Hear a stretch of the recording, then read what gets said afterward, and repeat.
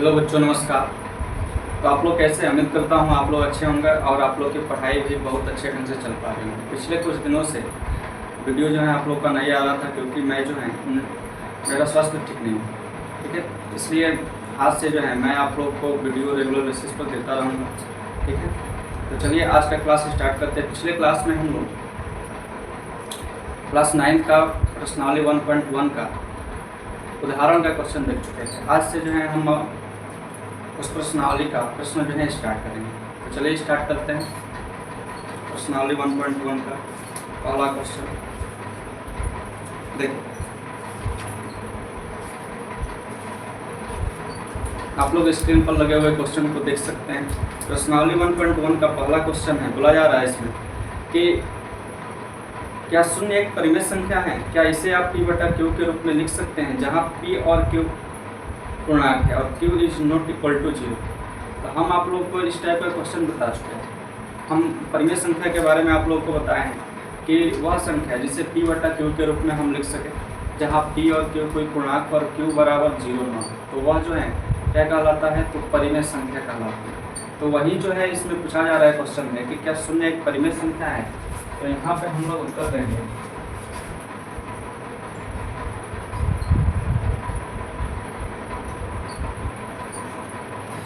हाँ, उत्तर देंगे हाँ। उसके बाद बोला जा रहा है, उसके बाद लिखेंगे कि इससे हम p बटा q के रूप में लिख सकते हैं जहां p और q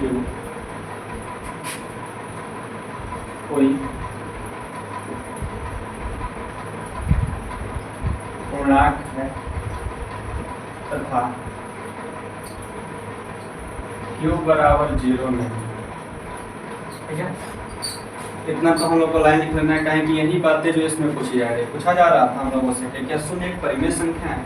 क्या इसे आप p बटा q के रूप में लिख सकते हैं जहां p और q कोई पूर्णांक है और q बराबर 0 नहीं है? तो हम यहाँ पे लिखे हैं कि हाँ, इसे हम p बटा q के रूप में लिख सकते हैं जहाँ p और q कोई पूर्णांक नहीं है तथा q बराबर 0 नहीं है, ठीक है। अगर इसको हम लोग दर्शाना चाहें तो ऐसे लिखेंगे 0 बटा में, ठीक है। आप लोग यहाँ पे देख पा रहे होंगे कि 0 बटा 1 लिखे हैं तो इसे तो p बटा q के रूप में दर्शा दी। यहाँ पे q बराबर 0 नहीं है, यह जो है p और q कोई पूर्णांक है। पूर्णांक की परिभाषा भी आप लोगों को बताया जा चुका है पहले दिन के क्लास में। उसमें बताया गया था कि इसमें सम्मिलित धनात्मक तथा ऋणात्मक संख्याओं का जो समूह होता है वही हमारे लिए जो होता है पूर्णांक संख्या होती है। यहाँ इसको हम लोग 0 बटा 2 भी लिख सकते हैं, क्या है कि 0 के बटे में कोई भी संख्या है, केवल 0 नहीं होना चाहिए, उसका वैल्यू 0 ही होता है। यहाँ पे हम लोग 0 बटा 3 भी लिख सकते हैं, 0 बटा 4 भी लिख सकते हैं, 0 बटा 5 भी लिख सकते हैं। इसी प्रकार से बहुत सारे चीज़ें यहाँ पे लिखा जा सकता है। तो इसी के साथ जो है यही हमारा सोल्यूशन हो गया। इसका 1 नंबर का सोल्यूशन जो है खत्म। अब देखिए हम लोग 2 नंबर पे 2 नंबर प्रश्न में बोला जा रहा है कि 3 और 4 के बीच 6 परिमेय संख्या ज्ञात कीजिए, ठीक है। बोला जा रहा है इसमें कि 3 और 4 के बीच 6 परिमेय संख्या ज्ञात करें, ठीक है।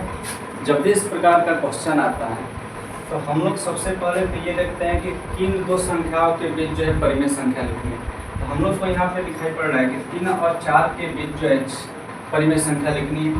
उसके बाद हम लोग को ये देखना होता है कि कितनी लिखनी है, ठीक है। तो यहाँ पे नंबर ऑफ जो टर्म्स है यहाँ पे 6 है।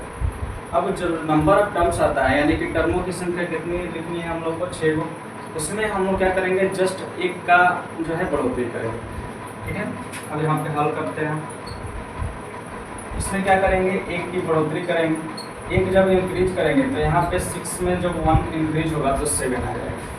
अब यही जो 7 आएगा इसमें क्या करेंगे कि बारी बारी से 2 संख्याएं जो प्राप्त हैं हम लोग को पहले से दिया हुआ है उसमें अंश और हर में रख के बारी बारी से गुणा करके याद करेंगे समान हर वाला टर्म याद करने का प्रयास करते हैं। तो पहला जो हमारा टर्म है 3 बटा में 1 हम लोग लिख सकते हैं, गुणा में यहाँ पे हर में भी वही डालना है और अंश में भी वही डालना है, गुणा करिएगा तो 21 बटा में 7 हो जाएगा।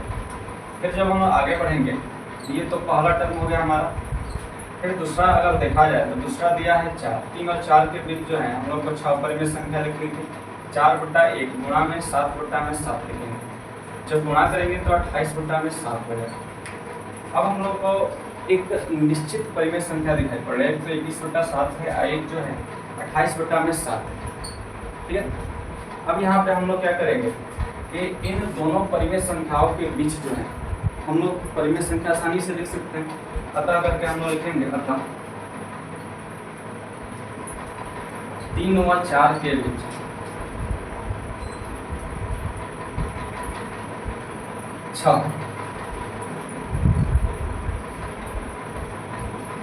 परिमेय संख्या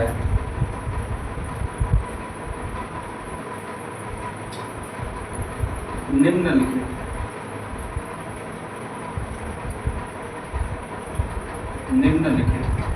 ठीक है।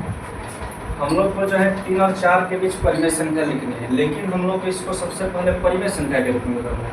तो परिमेय संख्या बदलने के लिए ये नियम अपनाया गया, आप लोग देख सकते हैं।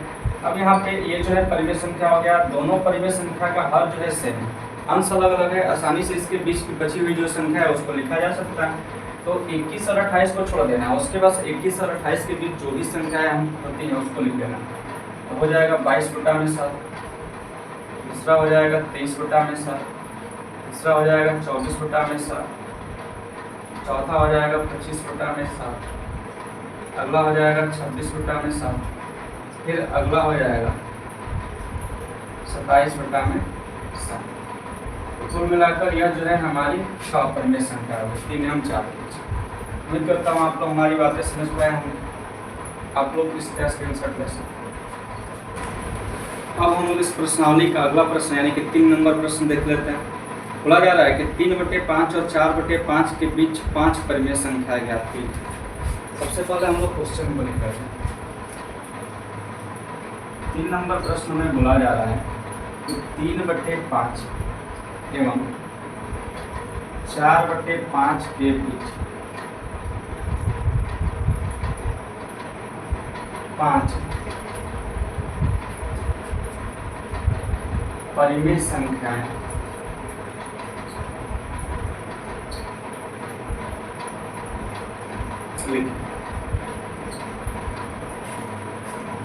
हम जो है पिछले क्वेश्चन में आप लोगों को बता चुके हैं कि जब भी इस प्रकार का क्वेश्चन आए तो हम लोग को सबसे पहले ध्यानपूर्वक पढ़ना है कि किन दो संख्याओं के बीच जो है परिमेय संख्या लिखनी है। तो हम लोग को दिखाई पड़ रहा है कि 3/5 और 4/5 के बीच हम लोग को परिमेय संख्या लिखनी है।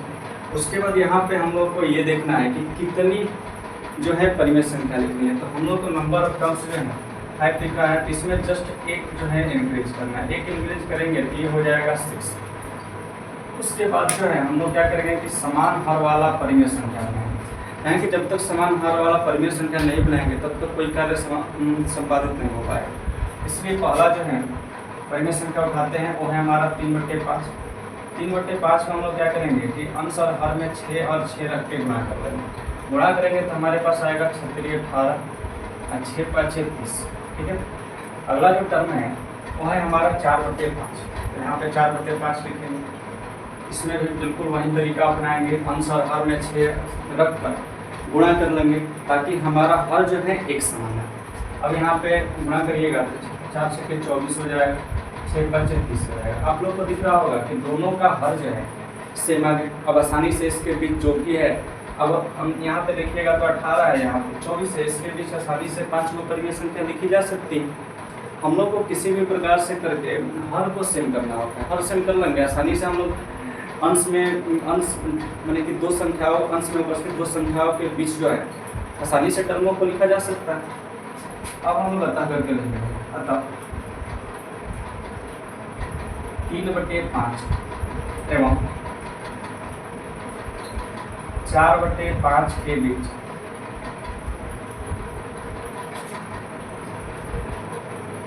5 परिमेय संख्याएं